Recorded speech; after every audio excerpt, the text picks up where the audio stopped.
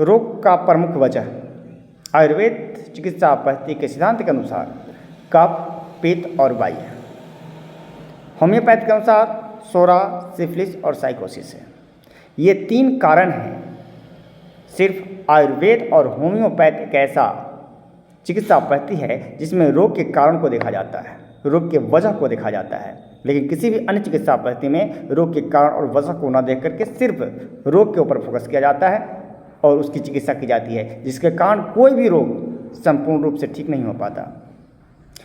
देखा जाए तो आयुर्वेद कहता है कि आप इन 3 दोषों को समझें, आपका शरीर 100% स्वस्थ होगा। तीनों को बैलेंस रखें, संतुलित रखें, कभी शरीर में कोई रोग उत्पन्न नहीं होगा। सच में अगर मैं आपसे पूछूं कि यदि किसी घर में आग लगी है तो आप पानी कहाँ डालिएगा? आग की लपटों पर या जिस वस्तु में आग लगी है आप उस पर पानी डालेंगे? सचमुच अगर देखा जाए तो अगर किसी वस्तु में आग लगी, जिस वस्तु में आग लगी है, यदि हम उस पर पानी डालते हैं तो आग की लपटें स्वतः बुझ जाती है, उसे बुझाने की जरूरत नहीं है। लपट तो दिखावा है, जिस वस्तु में आग लगी है पानी हमें उस पर डालना है, न कि लपटों पर। लेकिन देखा जाए तो अन्य चिकित्सा में ऐसी बात नहीं, यही आधार है कि लपटों पर पानी डाला जा रहा है, उसके जिस वस्तु में आग लगी है उस पर पानी नहीं डाला जाता है, जिसके कारण वह आग दोबारा पुनः लग सकती है। यही चिकित्सा पद्धति है। तो इसमें अगर देखा जाए तो आयुर्वेद के अनुसार आप बोलेंगे कि यदि 3 ही रोग हैं, तो ऐसी बात नहीं। आयुर्वेद के अनुसार कफ के 28 रोग, पित्त के 40 और वायु के 80 रोग होते हैं। यही मेन रोग का आधार है।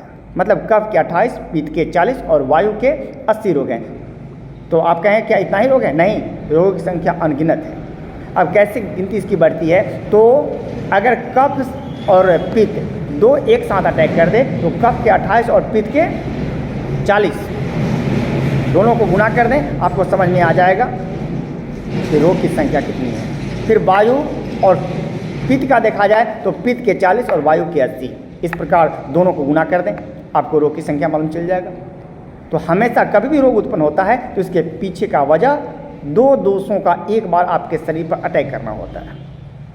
अगर दुर्भाग्यवश ये 3 दोष कफ, पित्त, वायु अगर तीनों एक बार आपके शरीर पर अटैक कर दे तो उसे त्रिदोष के नाम से जाना जाता है और वह जो रोग है वह लगभग असाध्य हो जाता है। अगर 2 दोष एक बार अगर आपके शरीर पर अटैक करता है तो वो सब के सब रोग साध्य हैं। लेकिन अगर तीनों दोष, तीनों दुश्मन आपके शरीर पर एक बार अटैक कर दे तो यही रोग किसी भी चिकित्सा पद्धति के अनुसार असाध्य हो जाता है। अतः अगर हम रोगों से निजात पाना चाहते हैं तो इन 3 दोषों को समझें, इन्हें अपने शरीर में संतुलित रहने दें। अगर जब तक यह तीनों दोष आपके शरीर में संतुलित है, आप स्वस्थ हैं। ये तीनों के असंतुलन से ही आपका शरीर अस्वस्थ होता है। इसके बहुत सारे फैक्टर हो सकते हैं, तो हम आपको अगले वीडियो में इसे संतुलित रखने की विधि बताएंगे कि इसे कैसे संतुलित किया जा सकता है और आप कैसे स्वस्थ रह पाएंगे। और यही कामना के साथ कि आप आजीवन स्वस्थ रहें। फिर अगले वीडियो में मिलते हैं, तब तक के लिए नमस्कार।